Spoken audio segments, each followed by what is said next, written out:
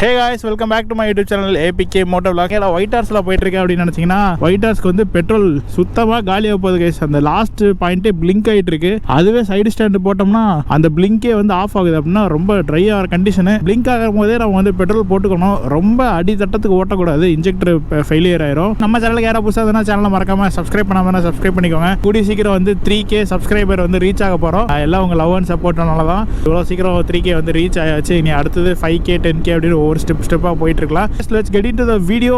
வாங்க இன்னைக்கு வீடியோக்குள்ள போலாம்.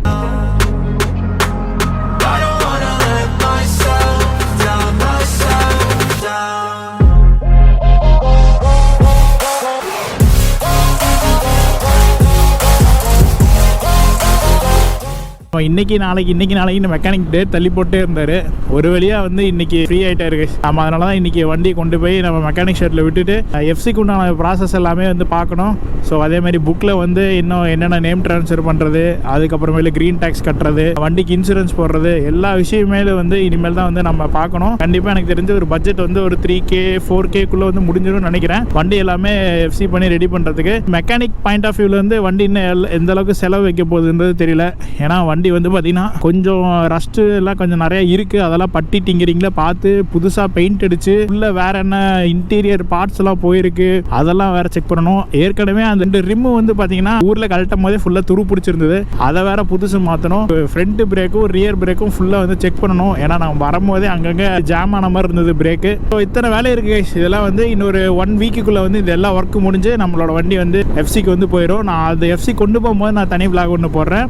எகைன் வந்து நம்ம ஒயிட் ஹார்ஸ்க்கு கிராஷ் கார்டுக்கு வந்து நேற்று தான் கைஸ் வந்து பேசினேன். வீக்கெண்டு வாங்கிக்கலாம் அப்படின்னாங்க. அவங்களோட கம்பெனியில் ஏதோ ஆடிட்டிங் போயிட்டு இருக்காமா. ஸோ அதனால் நமக்கு கொஞ்சம் டைம் கேட்டிருந்தாங்க. இந்த வீக்கெண்டுக்குள்ளே முடிச்சிடும் அப்படின்ட்டு. இந்த வீக்கெண்ட் வந்து நமக்கு கிராஷ் கார்டு ரெடியாக இருங்க. அதுக்குள்ளே நம்ம வந்து ஒரு 15,000 rupees வந்து ரெடி பண்ணணும். எதுக்குடா திருப்பி 15,000 அப்படின்னு கேட்டிங்கன்னா, நம்ம கிராஷ் கார்டுக்கு வந்து 6,000 வந்து கொடுக்கணும். அதுக்கப்புறமேலே ஹெச்ஏஜியில் வந்து 2 லைட் வாங்கணும் கைஸ். கிராஷ் கார்டு இன்ஸ்டால் பண்ணும்போது நம்ம லைட்டும் இன்ஸ்டால் பண்ணிட்டா ஒரே வேலையோட முடிஞ்சுது. இல்லைன்னா திருப்பியும் அதுக்கெல்லாம் வண்டியெல்லாம் பிரிச்சுட்டு இருக்கணும். அந்த எண்டு ஒரு 23-24க்குள்ளெல்லாம் வந்து நம்ம எல்லா வேலையும் முடிச்சுக்கலாம். கார்டு வரதுக்குள்ளே நம்ம அமௌண்ட் ரெடி பண்ணிட்டு போய் நம்ம லைட்டை வேற போய் பர்ச்சேஸ் பண்ணணும் ஹெச்ஏஜியில். நம்ம சேனல் பார்த்துட்டு இருக்கிற யூசர்ஸ் யாராச்சும் ஹெச்ஏஜி ஆல்ரெடி யூஸ் பண்ணிட்டு இருந்தீங்கன்னா அதோட லைஃப் டைம் எவ்வளோ வருது, ஹெச்ஏஜியில் என்ன மாடல் லைட் வந்து நீங்கள் யூஸ் பண்ணிட்டு இருக்கீங்கன்றதை எனக்கு கீழே கமெண்ட் பண்ணுங்க. ஸோ எனக்கு தெரிஞ்ச வரையும் நம்ம ஒயிட் ஹார்ஸ்க்கு கொஞ்சம் 70 வாட்ஸில் போட்டால் இன்னும் நல்லாயிருக்கும். இது ஒரு ஏடிவி மாடல், அதனால் கொஞ்சம் நம்ம த்ரோ வந்து லாங்கராக இருந்தால் தான் நமக்கு பெனிஃபிட்டாக இருக்கும். சின்ன லைட் போட்டால் அந்தளவுக்கு த்ரோ கிடைக்குமான்றது தெரியல. ஏன்னா இதுக்கு முன்னாடி நம்ம பைக்ஸில் வந்து ஆக்சிலரி லேம்ப்லாம் யூஸ் பண்ணதே கிடையாது. அதனால் நமக்கு எந்த அளவுக்கு த்ரோ எப்படி இருக்குன்ற எக்ஸ்பீரியன்ஸ் இல்லை. அதனால தான் நான் வந்து ஒரு டவுட்ஃபுல்லாகவே இருக்கேன். எங்கள் டேடி தான் இங்கே நிற்கிறேன்னாரு. எங்கிட்டு போனாருன்னு தெரில. இல்லைங்க, நான் ஒரு ஃபோன் பண்ணிட்டு திருப்பியும் அப்படியே விளாக்கு வரேன். இந்த மாதிரி ஒரு வீடு இருக்குது. வந்துட்டேன். வந்துட்டேன். நம்ம மெக்கானிக்கு கடை வந்து இங்கே ஷிஃப்ட் பண்ணிட்டாருட்டங்குது. அப்பா டேரெக்டாக இங்கே வந்துட்டார். அங்கேயா உள்ளேயா?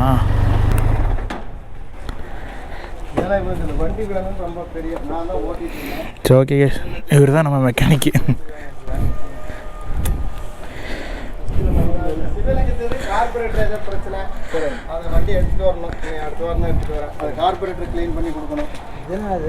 இது கேமரா வைக்கிறதுக்கு ஸ்டாண்ட் வச்சுருக்கு. நான் இது கிராஷ் கார்டு இப்போ ஆர்டர் கொடுத்துருக்கேன். அது நான் அடுத்த வாரம் வந்துடும். அதுக்கப்புறம் இதெல்லாம் கழட்டிடுறோம். எல்லாம் வச்சுக்கலாங்க. எல்லாம் இருக்குங்க. கழட்டி வச்சுட்டு வந்துருக்கிறேன். ரைடு போகும்போது மட்டும் போட்டுக்கிறது. அதனால் இந்த வண்டியில் நான் ரைடு போகணும், பழங்காலத்து வண்டி வேணும். அதனால் அவன் இந்த வண்டியை வந்து சரி பண்ணி கொடுக்கணும். எங்கள் அப்பா வேறு பிளானை ரிவீல் பண்ணிட்டாரு. வண்டி ஓட்டி பாருங்கள் எப்படி இருக்குன்னு என்னன்னு பாருங்கள். கொஞ்சம் நல்லா இருக்குதா எப்படி. ஆனால் வண்டி வாங்கினது ஒருத்தரே வச்சு ஓட்டிகிட்டு இருந்தது. அழுங்காக வாங்கிட்டு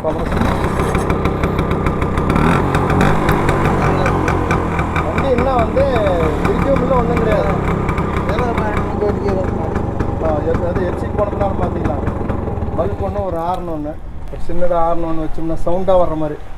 இதுக்குள்ளே அதை கழட்டிட்டு இப்போதான் எத்தனையோ மெத்தடில் வந்திருக்குல்ல, இதோடைய வாட்ஸுக்கு தகுந்த மாதிரி. வண்டியில் எப்படி இருக்குதா மெக்கானிக் அண்ணாவோட வண்டி.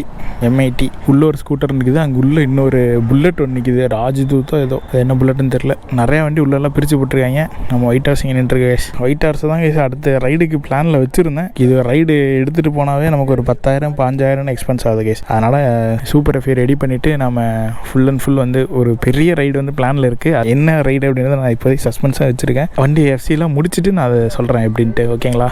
ஒரு மிகப்பெரிய ரைடு, அதுக்கு வெயிட் பண்ணுங்கள். யார் போகிறோன்றதெல்லாம் இல்லை, நான் சர்ப்ரைஸாக அதை வச்சுருக்கேன். கூடி சீக்கிரம் நம்ம 3K சப்ஸ்கிரைபர் வந்து ரீச் ஆக போகிறோம். ஸோ மறக்காமல் நம்ம சேனலில் யாராவது புதுசாக வந்துருந்தீங்கன்னா APK Motovlogs சேனலை சப்ஸ்கிரைப் பண்ணிடுங்க. இன்ஸ்டாகிராம்லேயும் இதே ஐடி தான். அப்படியே உங்கள் ஃப்ரெண்ட்ஸ் சர்க்கிள்லாம் ஷேர் பண்ணி விடுங்க. ஒயிட் ஹார்ஸ் தாங்க சின்ன ரெடி பண்ணணும். 4 நாளுக்கு அப்புறம் இந்த கிராஷ் கார்டு வந்துடும். கிராஷ் கார்டு வந்ததுக்கப்புறம் கீழே பேஸ் பிளேட்டு, சென்டர் ஸ்டாண்டு எல்லாம் போடுறோம். ஃபாக் லேம்பில் போட்டு மிகப்பெரிய ஒரு ரைடுக்கு வந்து ஒயிட் ஹார்ஸ் ரெடி பண்ணலாம். பட் அந்த இதெல்லாம் ரெடி பண்ணுறதுக்கு முன்னாடி இந்த வண்டியில் நாம் ஒரு ரைடு வந்து போகலாம். அது என்ன ரைடுன்றது சர்ப்ரைஸாக வச்சுருக்கேன். ஓகே, இங்கே இருக்கிறதெல்லாம் பேசி முடிச்சுட்டு நம்ம வந்து ஸ்ட்ரைட்டாக ரிட்டன் கிளம்பும்போது நான் உங்களுக்கு திருப்பி விளாக் கன்டினியூ பண்ணுறேன். இன்னிலிருந்து 1 வீக் கேஸ், அடுத்த செவ்வாய்க்கிழமை வந்து வண்டி ரெடியாகிருன்னு சொல்லியிருக்காங்க. முதல்ல நம்ம ஒயிட் ஹார்ஸ்க்கு பெட்ரோல் போடணும் கேஸ். சுத்தமாக பெட்ரோல் இல்லை. இடையில நின்றுச்சுன்னா கூட தள்ளலாம் முடியாது. இன்றைக்கி தான் கேஸ் ஒயிட் ஹார்ஸை வந்து இவ்வளோ ட்ரையாக நான் ஓட்டுறேன். எப்போவுமே வந்து என் வண்டியில் வந்து ஒரு ½ டேங்க் பெட்ரோல் மெயின்டைன் பண்ணுவேன். ஏன்னா ரைடு போகும்போதுனா இப்போ பிளிங்க் ஆகிற மாதிரி தானே போகிற வழியில் போட்டுருவேன்.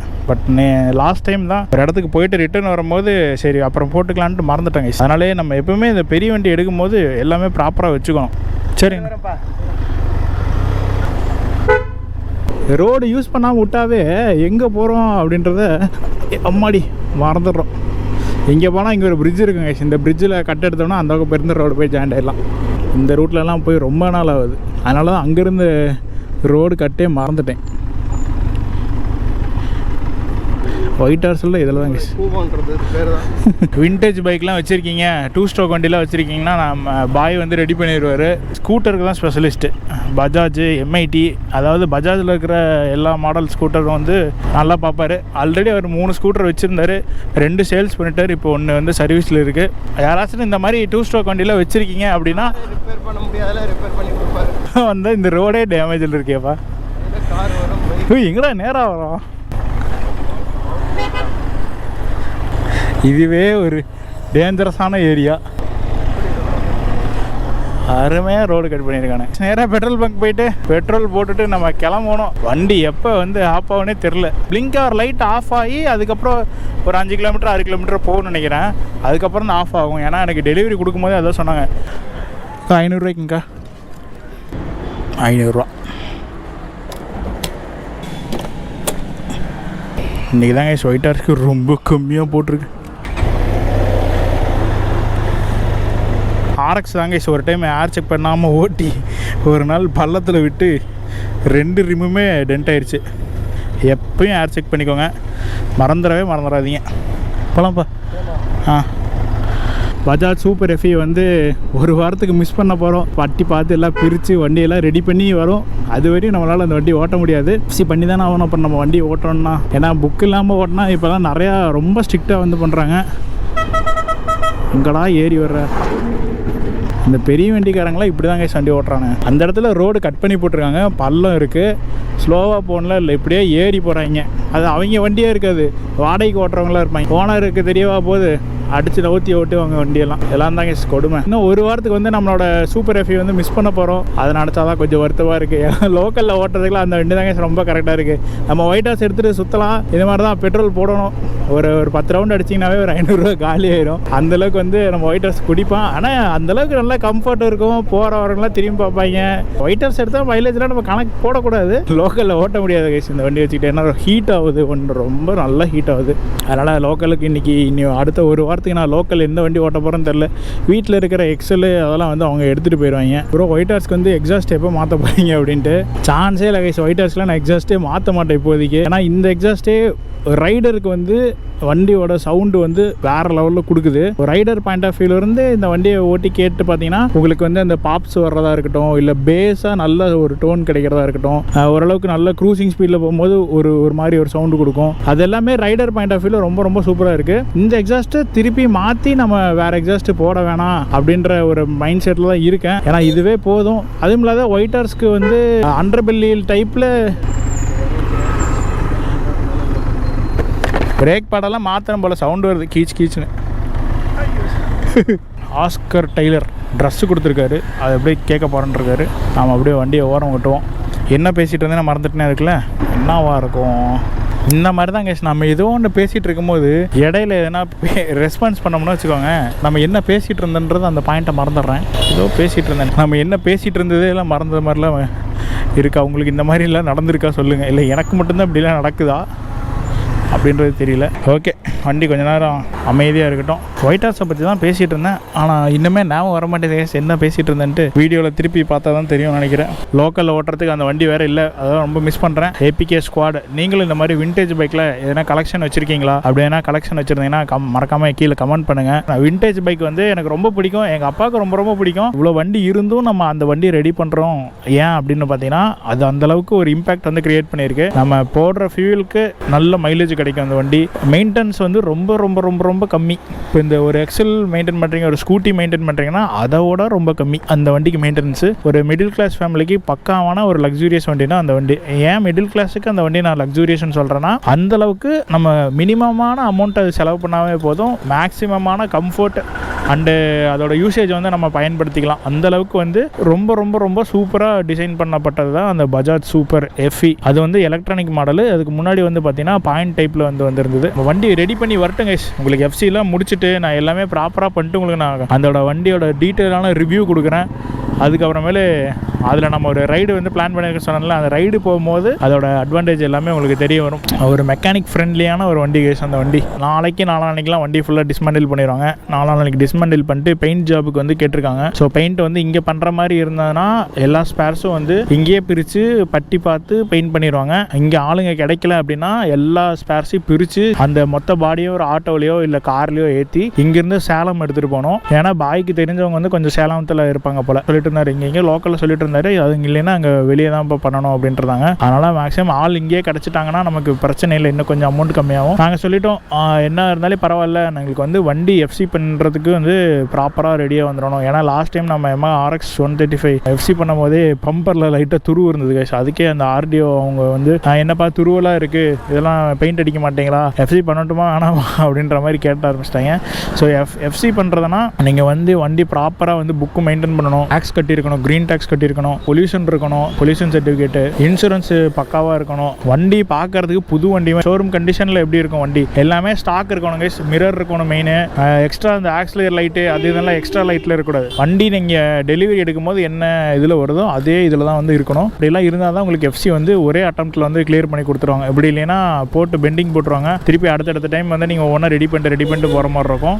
ஸோ இதெல்லாமே கன்சிடர் பண்ணிக்கோங்க. நான் இது எல்லாம் என்னென்ன டீட்டெயில்ஸ் ஆகுது, என்னென்ன விஷயம்லாம் ஆட் பண்ணணும் அப்படின்றது எல்லாமே நம்ம வண்டி எஃப்சி பண்ண போவோம் இல்லை, அந்த வீடியோவில் நான் டீட்டெயிலாக மேக் பண்ணி போடுறேன்.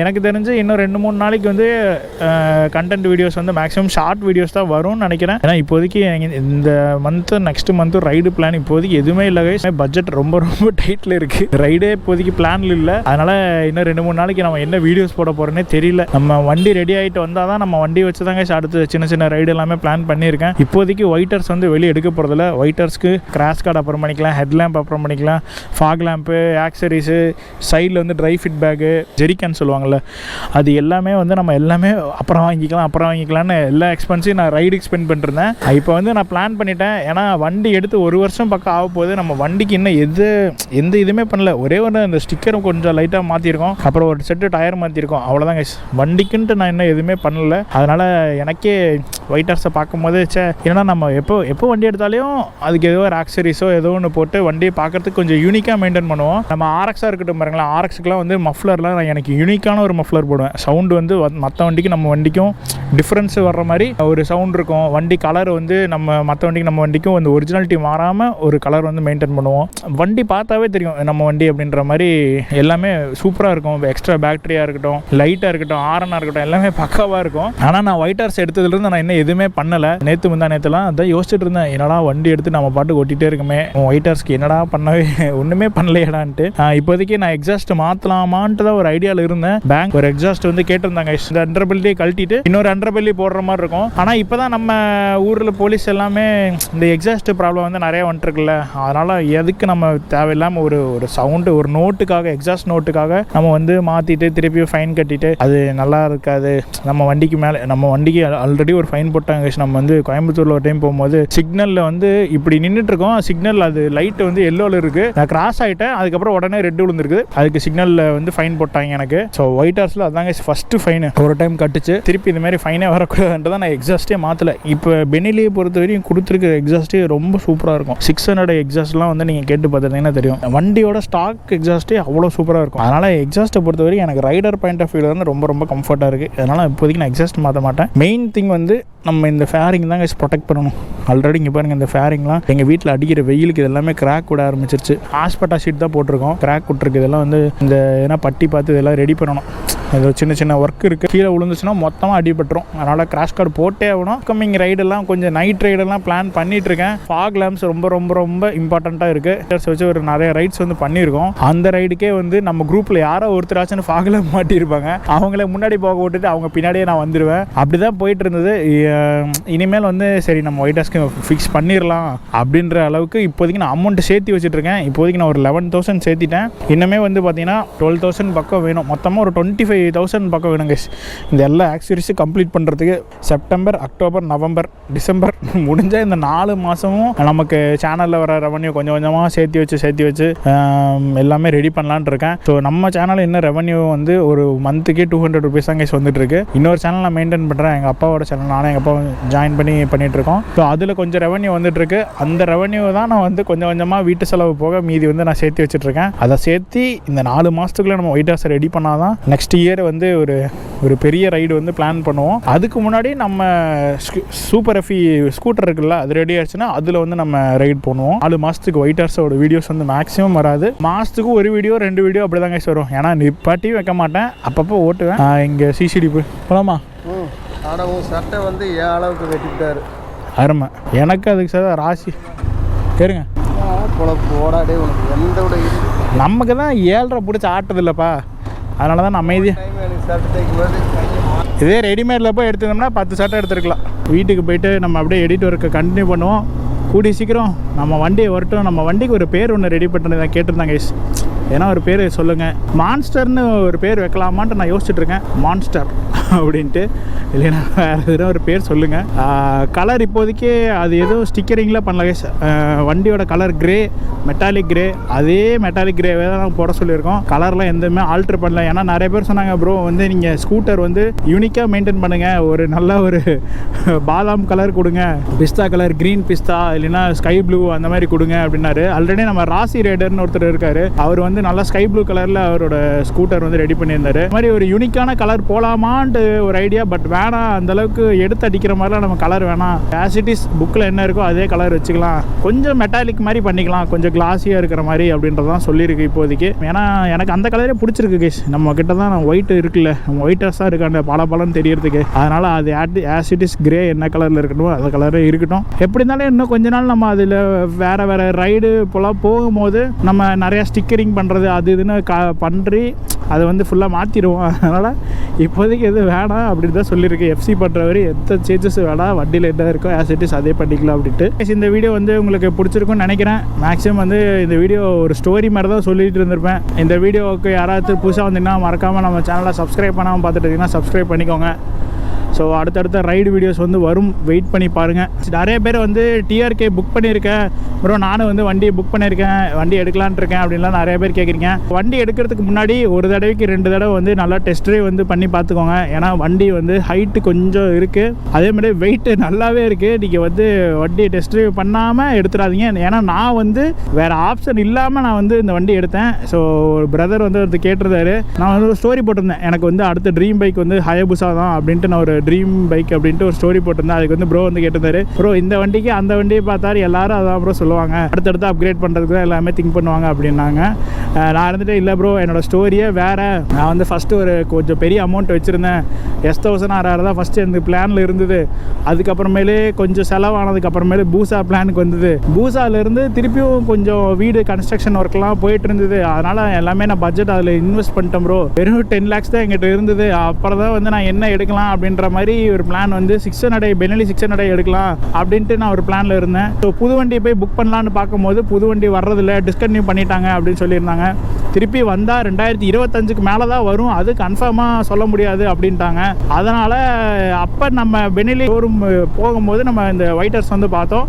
இதனடா வண்டி இவ்வளோ பெருசாக இருக்குது, பெனிலியில் இவ்வளோ பெரிய வண்டியா அப்படின்ட்டு நான் டிஆர்கே அப்போ தான் நான் ஃபஸ்ட்டு பார்க்குறேன். அதுக்கு முன்னாடி நான் டிஆர்கே பார்த்ததில்ல. கோயிலில் கொண்டு போய் விட்டுருங்க என்ன அம்மா வண்டியில் வந்துடுவாங்களா? ஸோ அப்போ டிஆர்கே வந்து பார்த்தோம், வந்து அவ்வளோ சூப்பராக இருந்தது. எனக்கு மெயின் வந்து வண்டி கம்ஃபர்ட்டு தான். நான் அதிகமாக ஸ்பீடு ஓட்டுற ஆள் கிடையாது. மேக்ஸிமமே நான் ஸ்பீடு வந்து 100 110 அவ்வளோதான் போவேன். அதுக்கு மேலெலாம் நான் போகவே மாட்டேன். ஸோ நம்ம சர்க்கிளில் இருக்கிற பசங்களுக்கு தெரியும், நம்ம அதிகமாக ஸ்பீடே ஓட்ட மாட்டோம். மெயின் வந்து கம்ஃபர்ட்னஸ் வந்து ரொம்ப ரொம்ப நான் எதிர்பார்ப்பேன். இந்த வண்டியில் அன்றைக்கி ஏறி உட்காந்து பார்த்தது தாங்க அப்படி கம்ஃபர்ட் இருந்தது. பில்லியன் கம்ஃபர்ட் அதோட ரொம்ப சூப்பராக இருந்தது. அதனால் எடுத்தால் இந்த வண்டியை புக் பண்ணிக்கலான்ட்டு நான் வேறு எந்த ஆப்ஷனும் நான் செக்கு கூட பண்ணல. நான் கவசைக்கு போய் செக் பண்ணி பார்க்கலாம் அதான் எதுவுமே போல் பிளாங்காக வந்து நான் டிஆர்கே எடுத்துக்கலான்ட்டு. ஏன்னா அந்த டைமில் எனக்கு வண்டி எடுத்தால் போதும், இருக்கிற அந்த 10 lakhs வந்து திருப்பி வேறு இதெல்லாம் இன்வெஸ்ட் பண்ணிட்டேன்னா அவ்வளோதான் கையில் இருக்கிறது, வண்டியை நம்ம ஓட்ட முடியாது அப்படின்ட்டு ஒரு மைண்ட் செட்டில் தான் நான் வந்து டிஆர்கே புக் பண்ணேன். இத்தனைக்கும் இப்போல்லாம் டெஸ்ட் ட்ரைவ் கிடைக்கிது கேஸ், நான் வண்டி எடுக்கும்போது டெஸ்ட் ட்ரைவே கிடையாது. சும்மா ஷோரூமில் போய் உட்காந்து பார்க்கலாம். வண்டி வந்து ஓட்டுறது கூட அப்போ அவைலபிலிட்டி இல்லை. அவள் வந்த புதுசில் கிட்டத்தட்ட ஒரு 2 வருஷம் இருக்கும். அந்த டைமில் இந்த மே மந்த் வந்துன்னா 2 வருஷம் கணக்கு கைஸ். அந்த டைமில் வந்து டெஸ்ட்டே கிடையாது. வண்டி சும்மா நீங்கள் உள்ளே போய் பார்த்துக்கலாம், உட்காந்து பார்க்கலாம், ஆன் பண்ணி பார்க்கலாம், அவ்வளோதான். அப்படி இருந்தது. அப்போயே வந்து நான் வந்து எனக்கு இது ஹைட்டு செட் ஆகுமா, வெயிட்டு செட் ஆகுமா அப்படின்லாம் பிளாங்காக இல்லாமல் நான் வந்து வண்டி வந்து புக் பண்ணிட்டேன். அதுக்கப்புறமேலே ஒரே கேஷ் வந்து ஒரே பேமெண்ட்டில் தான் நான் பண்ணேன். ஸோ நிறைய பேர் வந்து லோன் போட்டிங்களா, எப்படி எடுத்தீங்க அப்படின்லாம் கேட்டிருந்தீங்க. எனக்கு வந்து அப்போதைக்கு கையில் நான் அமௌண்ட்டு வச்சுருந்தேன், வேறு வழி இல்லாமல் நான் வந்து ஒயிட் ஹார்ஸ் எடுத்துட்டேன். பட் ஒயிட் ஹார்ஸ் எடுத்ததுக்கப்புறம் தான் இதோட கேரக்டரே நமக்கு தெரியுது. நம்ம எதிர்பார்த்த வண்டி இதுதான்டா அப்படின்ட்டு. என்ன ஒன்று நம்ம ட்ரீம் பைக்கான ஹயபூசாவை தான் இப்போதைக்கு எடுக்க முடியல. பட் இருந்தாலே பரவாயில்ல, ஒன் டே நம்ம வந்து பூசா வந்து நம்ம எடுப்போம். புது வண்டியா இல்லை செகண்ட் ஹேண்ட்ஸான்னு தெரியாது. ஏன்னா அது வந்து நம்ம இன்னும் ஒரு 4-5 வருஷத்தில் நம்ம எந்தளவுக்கு ஃபினான்ஷியலாக வந்து வெல் செட்டில் ஆகிறோமோ அதை பொறுத்து தான். நல்லா கொஞ்சம் ஃபினான்ஷியலாக வெல் செட்டில் ஆகிட்டோம் அப்படின்னா புது வண்டி எடுக்கலாம். இல்லை நம்ம வந்து அப்படியே தான் ஓட்டிகிட்டு இருக்கோம் அப்படின்னா மேபி செகண்ட்ஸில் எதனா ஒரு வண்டி வந்து எடுக்கலாம். ஒரு 6 லட்சம் 7 லட்சம் அந்த மாதிரி ஒரு பட்ஜெட்டில். ஏன்னா பூசாலாம் கேஸ் உங்களுக்கு செகண்ட்ஸில் வண்டி விற்றாலையும் 6 லட்சம் 7 லட்சம் பக்கம் தான் வரும். அதுக்கு கீழேலாம் வண்டி கிடைக்கவே கிடைக்காது பூசா. அதுக்கு கீழே கிடச்சுன்னா ஏன்னா அடிபட்ட வண்டி, ஏன்னா பிரச்சனையாக இருக்கிற வண்டி தான் வந்து உங்களுக்கு ஒரு 3 லட்சம் 4 லட்சம் சீரீஸில் வந்து கிடைக்கும். ஸோ மேக்ஸிமம் வந்து ஹயபூசா இல்லை எந்த சூப்பர் பைக் எடுக்கிறதா இருந்தாலே உங்கள் பட்ஜெட் வந்து ஒரு 8 lakhs to 9 lakhs வந்து வச்சுக்கோங்க. அதுக்கு கீழே இருக்கிற வண்டி வந்து எடுக்காதீங்க. மேக்ஸிமம் வந்து அதுக்கு கொஞ்சம் செலவு வச்சுக்கிட்டே இருக்கிற மாதிரி இருக்கும். மாடல் எடுக்கிறது ரொம்ப பழைய மாடல் வந்து எடுத்துடாதீங்க. 2010க்கு மேலே இருக்கிற பூசானா எடுங்க. அதேமாதிரி Gen 2 Gen 3லாம் கிடச்சுன்னா எடுங்க. Gen 2 கொஞ்சம் யோசிக்கலாம். ஏன்னா அது வண்டி கண்டிஷன் சரியில்லைன்னா Gen 2வே வந்து செட் ஆகாது. ஏன்னா ஸ்பேர்ஸ் ரொம்ப ரொம்ப முக்கியங்க. ஸ்பேர்ஸ் கிடைக்கிறதுன்றது இப்போ வந்து அவைலபிலிட்டி இருக்குது.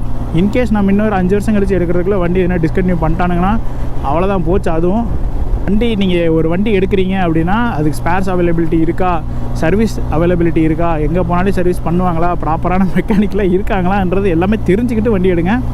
இல்லைன்னா கஷ்டம் கைஸ். நம்ம டிஆர்கேக்கே பாருங்கள், வெளியே வந்து நான் அதிகமாக விடவே மாட்டேன். எது பண்ணாலே ஷோரூமில் தான் பண்ணுற மாதிரி நான் மெயின்டைன் பண்ணிகிட்ருக்கேன். ஏன்னா இது புது வண்டியாக எடுத்தது. செகண்ட் வண்டினா கூட நம்ம சொல்லலாம் எங்கேயா கடையில் விட்டுக்கலாம், பட்ஜெட் ரொம்ப கம்மியாக வரும். எனக்கு தெரியும் இதோட வண்டி ஆயில் சேஞ்ச் பண்ணி செயின் டைட் வச்சு வண்டி க்ளீன் பண்ணுறது, வாட்டர் வாஷ்லாம் நமக்கு தெரிஞ்சு ஒரு 5000க்குள்ளே முடிச்சுக்கலாம். இல்லை பண்ணிங்க அப்படின்னா ஒரு 5000லேயே முடிச்சுக்கலாம். இருந்தாலும் ஏன் எக்ஸ்ட்ரா இன்னொரு 3000 4000 போட்டு நம்ம ஷோரூமில் விட்றோம்னா வண்டி ரெக்கார்டு வந்து கரெக்டாக இருக்கும். நம்ம வந்து பயமே இருக்காது, எங்கே வேணால் தைரியமாக எடுத்துகிட்டு போகலாம். ஸோ அந்தளவுக்கு நமக்கு தெரிஞ்ச மெக்கானிக் வந்து யாரும் இல்லை. ஸோ அதுவும் இல்லாத நமக்கு ஷோரூம் பீப்புளும் வந்து நமக்கு ஃப்ரெண்டு மாதிரி தான் ஜாலியாக தான் பழகுறாங்க. அவங்க எதாக இருந்தாலே சொல்லிடுறாங்க, ப்ரோ இந்த தான் பிரச்சனை, இதுக்கு இவ்வளோ தான் ப்ரோ ஆகும், இதுக்கு இவ்வளோ தான் சேஞ்சஸ் ஆகும், எங்களுக்கு வந்து லேபர் காஸ்ட் இவ்வளோ ஆகும்னு ஓப்பனப்பாக சொல்லிடுறாங்க. மற்ற ஷோரூமில் எப்படின்னு தெரியல, நம்ம கோயம்புத்தூர் ஷோரூம் வந்து ரொம்ப சூப்பராக நமக்கு ஹேண்டில் பண்ணுறாங்க. அதனால் எனக்கு சரி நம்ம ஒயிட்டர்ஸ்க்கு தானே அப்படின்ட்டு நம்ம கொஞ்சம் மேலே கீழே வந்தாலையும் நம்ம சரி பண்ணிடுறோம். அந்த ஒரு கான்ஃபிடென்ஸ் வந்து கொடுக்குறாங்க அவங்க, அவ்வளோதான், வேறு எதுவும் இல்லை. இந்த வீடியோ வந்து நம்ம இவ்வளோ நேரம் நீங்கள் ஸ்கிப் பண்ணாமல் பார்த்துட்டு இருந்தீங்கன்னா பிக் ஒரு தேங்க்ஸ் கைஸ். ஏன்னா இந்தளவுக்கு நான் பேசும்போது நீங்கள் அதெல்லாம் ஸ்கிப் பண்ணாமல் பார்ப்பீங்களான்றது தெரியல. நிறைய பேர் ஸ்கிப் பண்ணிடுவாங்க, என்னடா வளான்னு பேசிக்கிட்டே இருக்கேன் அப்படின்ட்டு. கொஞ்சம் பைக்கு ரிலேட்டடாக இன்ட்ரெஸ்ட்டாக இருக்கிறவங்க இதெல்லாம் கேட்பாங்க, மற்றவங்கெல்லாம் எப்படின்னு தெரியல. எனிவே நமக்கு நம்ம ஸ்குவாடை வந்து ஒரு இன்ஃபர்மேஷன் கொடுத்தோமா, அவ்வளோதான். ஓகே கேஸ், நான் திருப்பியும் அப்புறம் நான் வீட்டுக்கு போயிட்டு அடுத்த vlogல கண்டினியூ பண்ணுறேன். ஓகே.